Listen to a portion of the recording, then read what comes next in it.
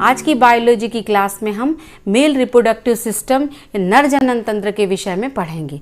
मनुष्य एक विविपेरस यानी जरायुज प्राणी है, उसमें सेक्सुअल रिप्रोडक्शन होता है, उसमें मेल और फीमेल पाए जाते हैं। तो मेल के बारे में आज हम यहाँ पढ़ेंगे कि जो मेल है, नर में नर जनन तंत्र में क्या क्या होता है। इसमें दो प्रकार के अंग होते हैं। एक जो मेन ऑर्गन है, मुख्य अंग है, वो है टेस्टिस या वृषण, और सहायक अंग में आते हैं एपिडिडाइमिस, वासा डिफरेंसिया, यूरिथ्रा, पेनिस और एसेसरी सेक्स ग्लैंड्स। ये सब मिलकर के मेल रिप्रोडक्टिव सिस्टम को बनाते हैं। अब ये जो टेस्टिस है, ये मेन है ऑर्गन। इसके विषय में हम यहाँ डायग्राम में समझेंगे। ये टेस्टिस दो होते हैं बॉडी के बाहर, ये लटके हुए होते हैं और इनके चारों तरफ एक कवरिंग होती है जिसको हम स्क्रोटम या वृषण गुहा कहते हैं। ये बॉडी के बाहर क्यों लटके हुए हैं? क्योंकि इनके अंदर स्पर्म का फॉर्मेशन होता है और उनके उस फॉर्मेशन के लिए और जो टेम्परेचर है, बॉडी टेम्परेचर से, ह्यूमन की बॉडी के टेम्परेचर से 2 से 2.5 डिग्री कम होना चाहिए, इसलिए इन्हें बाहरी बॉडी के लटकाया हुआ है। अब ये क्या है? अब आप ये दो टेस्टिस बने हुए हैं, इनकी जो है चौड़ाई 2 से 3 सेंटीमीटर, लंबाई 4 से 5 सेंटीमीटर होती, और वृषण के चारों तरफ एक थैली होती है, कवरिंग होती, पूरा एक थैला होता है जिसको हम वृषण कोश या स्क्रोटम कहते हैं। इसमें ये टेस्टिस बंद होती हैं, आपको दिख रही होंगी ये। अब इनके अंदर क्या है? ये बहुत सारे चैम्बर्स होते हैं, करीब एक टेस्टिस में 250 चैम्बर्स होते हैं और हर एक चैम्बर्स में 2 से 3 तक ट्यूब्यूल्स होती, नलिकाएं। ये रेड से जो मैंने बनाई आपको दिख रही होंगी, इनको हम सेमिनिफेरस ट्यूब्यूल्स या शुक्रजनन नलिकाएं कहते हैं। ये हर एक खंड में एक भी हो सकती, 2 भी और 3 भी हो सकती। ये सारी नलिकाओं के जो मुंह है ना ट्यूब्स के, ये सब एक जगह पे खुलते हैं। इस जगह को हम रीटी टेस्टिस कहते हैं। क्या कहते हैं? Rete testis. अब इसके बाद क्या होता है? रीटी टेस्टिस में खुलने का ये सब बाहर भी निकलते हैं। यहाँ से टेस्टिस के ठीक ऊपर यहाँ पर 8 से 10 एक सीधी सीधी नलियाँ निकलती हैं जिनको हम वाशा इफरेंशिया कहते हैं। क्या कहते हैं? वाशा इफरेंशिया, ये नलियों को। फिर ये नली सभी कंबाइंड होकर जुड़ जाती है। ऊपर आपको जो स्ट्रक्चर दिख रहा है जुड़ गई हैं, इसको हम एपिडिडाइमिस कहते हैं। क्या कहते हैं इसको? एपिडिडाइमिस। फिर एपिडिडाइमिस बना, फिर इसके बाद ये नली के रूप में नीचे तक इधर आ जाता है और यहाँ से फिर एक नली ऊपर जाती, इसको हम वासा डिफरेंसिया कहते हैं। जो यहाँ से निकली थी ना, वो थी वासा इफरेंसिया, और जो टेस्टिस से ऊपर स्पर्म लेके जा रही है, इसको हम वासा डिफरेंसिया कहते हैं। ये दोनों साइड के टेस्टिस में आप देखिए, वासा डिफरेंसिया, ये वासा डिफरेंस, ये ऊपर गई, ये ग्रीन कलर से बनी हुई। अब यहाँ पे क्या होता है? इतना एरिया जो है बॉडी का, ये बॉडी के बाहर वाला एरिया है, और ये वाला एरिया जो है ये शरीर के अंदर वाला एरिया, ये पेल्विक रीजन है। हमारी बॉडी का जो पेल्विक रीजन होता है, पेल्विक वाला हिस्सा है, वो वाला हिस्सा है ये, और ये हिस्सा बॉडी के बाहर का है। अब यहाँ पर ये ट्यूब्यूल्स गई ना, तो एक थैली नुमा रचना में खुलती हैं जिसको हम यूरिनरी ब्लैडर या मूत्राशय कहते हैं।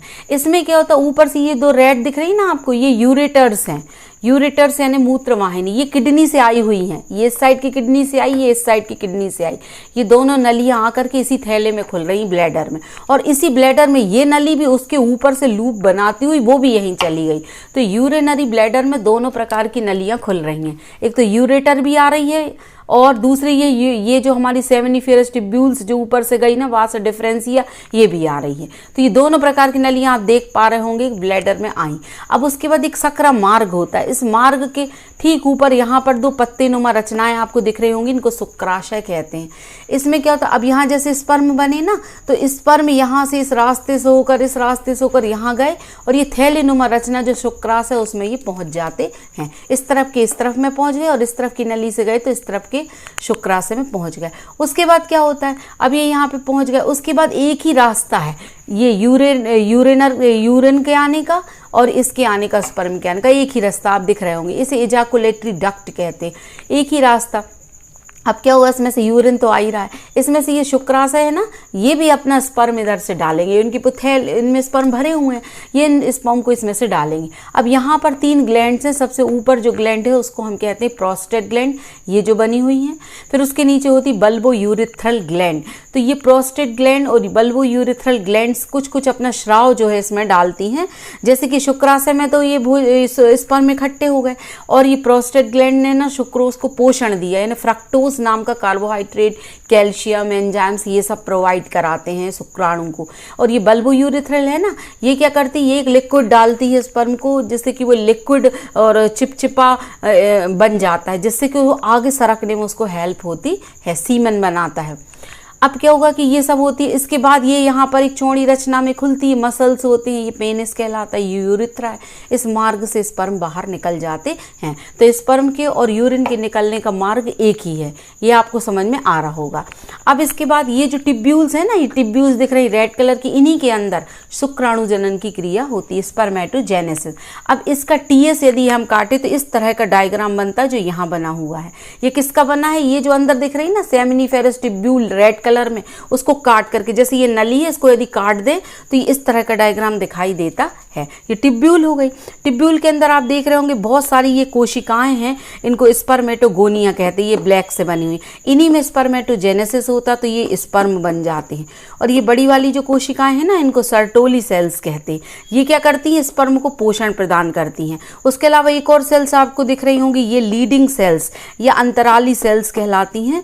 ये सेल्स क्या करती हैं, एंड्रोजन हार्मोन सीक्रेट करती हैं, जिसके कारण सेकेंडरी सेक्सुअल कैरेक्टर बॉडी में आते हैं। तो इस तरह से इतनी कोशिकाएं यहाँ पर हैं, सर्टोली सेल्स, सेमनीफेरस और ये अंतराली सेल्स हो गई, और स्पर्मेटोगोनिया स्पर्म मदर सेल हो गई, और ये ब्लड कैपिलरीज होती हैं ये ब्लड सप्लाई करने के लिए। तो इस तरह से ये ट्यूब्यूल्स को काटे ना तो हमें इतनी प्रकार की कोशिकाएं दिखाई देती। इनमें मेन है सर्टोली, लीडिंग सेल्स और स्पर्म जर्म सेल्स, 3 सेल्स, 1, 2 और ये 3।